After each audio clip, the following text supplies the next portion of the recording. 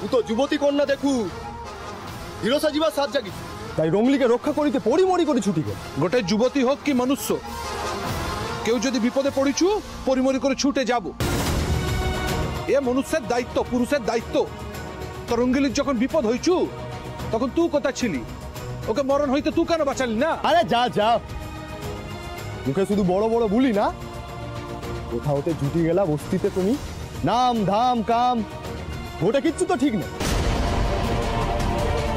মুখে চক্ষু দেখাবে না রঙ্গলির বিপদ জানিলে মুখে ছুটে আসিতাম না মোরও নজরে পড়ে নাই তাই রূপেন তুই কেন অত কথা কইছিস তোর নজরে পড়ে নাই তো কি শঙ্করের দোষ শঙ্কর যা কইছে ঠিক কইছে এই রঙ্গলি শঙ্করের হয়ে কথা কইবি না এ আঙুল নামায় রূপেন শঙ্কর এসব বন্ধ করুন তো ওরা হেতা আসিছি মহাদেবের পুজোটা দিব বলে আর তোরা তোরা সমস্যা বাদাইছু আজ গোটে আনন্দেরও দিন অছি বস্তিতে উৎসবও অছি ওরা আজ নাচ গান করিব ভালো মন্দ পদ রন্ধন হইবে ভোজ খাইব আজ সমস্যা করবি না মহাদেবের শিরে জল ঢালা হইছে চল চল বস্তির পানে চল কি হইল চলো সাইকেল গিয়ে চলো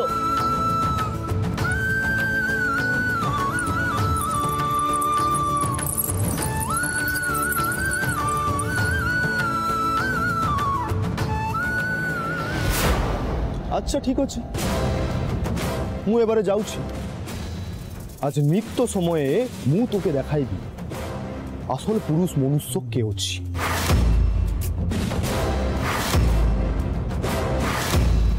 কি শঙ্কর তুমি ভয় করিছু তুমি যদি ভয় করো এ বর্তমানে স্বীকার করো যে রঙ্গলি শুধু মোর তোমরা কি ভাবিস যে মনুষ্য সম্মুখ সমর লড়তে ভয় পায় তাকে কাপুরুষ বলে আর মু কাপুরুষ নয় রঙ্গলি কার তুর না মোর তার ফায়সলা হবে আজ রাতে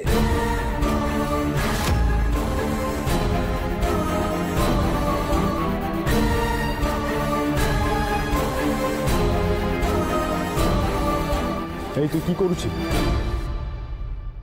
মু আর কি করিছু তুই তো মোর মানে চাসি না মু যে তোর জন্য পাগল আছি তুই কাহিন কি মোকে নজর করিস না বল পুনি পুনি রঙ্গলির পাছে ফিরিস মু সুন্দরী না আছি বল কি হলো তুই বল না শোন আরতি তুই মোর বড় টোলারটো অছি আর রঙ্গলি মোর পড়শির ডিঙি নৌকা মু আগে ডিঙি নৌকাটা দখল করিব মোর টোলার তো ঘরেই অছি তাই ঘরেই ঠকিব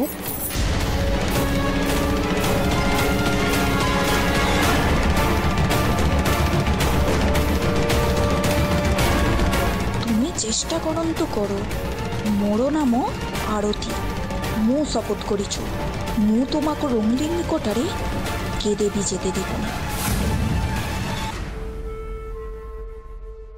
লজ্জা অসভ্য বেয়াদব মেয়ে বৌদি ভাই কি হচ্ছে কি এসব বৌদি ভাই কি হচ্ছে বৌদি ভাই বৌদি ভাই একদম ওকে দরদ দেখাবি না রোশনি তোরা রাইমার আদিক্ষেতার জন্য এতবার বেড়েছে কি খাইয়ে তো তার বশ করেছে কে জানে মা প্লিজ এসব বোকা বোকা কথা বলা বন্ধ করো তোমরা চন্দ্রা কি হচ্ছে কি ঘরে বসে কি একটা অফিসের কাজ করতে পারবো না আমরা এই কলতলার মেয়েটা আবার নিশ্চয়ই কোনো অসভ্যতা করেছে ও আর কি করতে পারে বাবা সারাক্ষণ তো শুধু অসভ্যতা আমি এক্সপেক্ট করতে পারি এই বস্তি কলতলার মেয়েটার থেকে আমরা অসভ্যতা আমি না করলে তোর পেটের ভাত হজম হয় না না একটা দিনও যদি ওর জন্য আমরা শান্তিতে থাকতে পারি এ বাড়িতে বৌদি তুমি না তোমার এই হ্যাবিটটা প্লিজ চেঞ্জ করো এবার ড্রামা না করে কথা বলতে পাও না কি হয়েছে সেটা বলবে কেউ আমি বলছি কি হয়েছে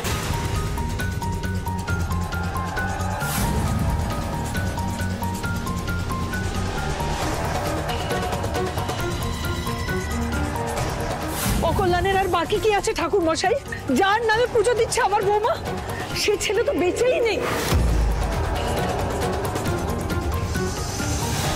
ছি ছি ছি তুই সদ্য বিধবা অসৌচ অবস্থায় এসেছো বাবার মাথায় জল ঢালতে? আর এক মুহূর্ত তুমি এই মন্দিরে থাকবে না, যাও, বেরিয়ে যাও। মা, ও কিন্তু আছে, ও আমাকে এখানে নিয়ে এসে যাবে।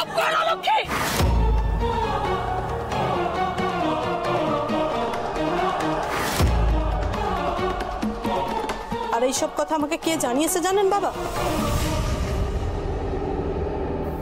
বৈভব মিত্র।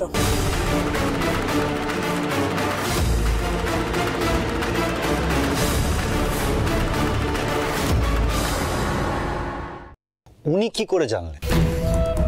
উনি মনে হয় ওখান দিয়ে কোথাও একটা যাচ্ছিলেন, ক্রস করছিলেন, আর তখন দেখেছে দিদিভাইকে মন্দিরে পুজো দিচ্ছিল। কি বলবো বাবা, আপনি তো খুব ভালো করে জানেন বৈভব মিত্র একটা এক্সকিউজ খোঁজে আমাদেরকে অপমান করার, আর ব্যাস অমনি সে এক্সকিউজটাও পেয়ে গেছে। আমাকে ফোন করে যা নয় তাই বললো। বাবা, এখন তো আমার মনে হচ্ছে বৈভব মিত্র একজন ভদ্রলোক, একজন ভালো মানুষ। তাই এত কিছু হওয়ার পরেও, দিদিভাই এত কাণ্ড ঘটানোর পরেও উনি নিজের নিউজ পেপারে কিছু পাবলিশ করছেন না আমাদের সম্মানের কথা ভেবে। তোমাকে সত্যি বলার মতো আমার কাছে কোনো ভাষা নেই। বিশ্বাস করো, তোমার মতো গন্ডারের চামড়া আমি দ্বিতীয়টা দেখি। তুমি অসাধারণ, অবিশ্বাস্য।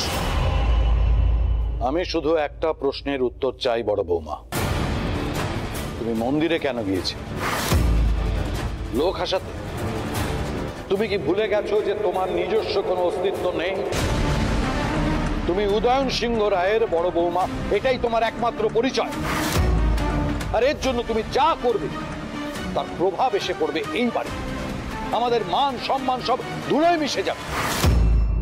আর কতবার এবং কিভাবে বোঝালে তুমি বুঝতে পারবে যে তুমি একজন বিধবা? তোমার জন্য, শুধুমাত্র তোমার দোষে আমরা আমাদের ছেলেকে হারিয়েছি, রুদ্রকে হারিয়েছি তোমার জন্য।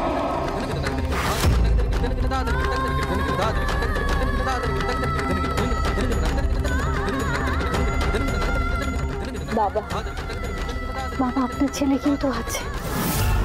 আমার কথা বিশ্বাস করুন, আপনার ছেলে আছে। ও আমাকে জোর করে মন্দিরে নিয়ে গেছিল, পুজো দিলাম আমি ওর জন্য। ও আছে বাবা, ও আছে। একদম চুপ! সে মন্দির থেকেই নাটকটা শুরু করেছে বাবা। বাবা, আমি বলছি ও পাগল হয়ে গেছে, নাহলে এটা হতে পারে না। ইদার ও পাগল হয়ে গেছে, না তো জেনে বুঝে নাটকটা করছে আমাদের জীবনে অশান্তি।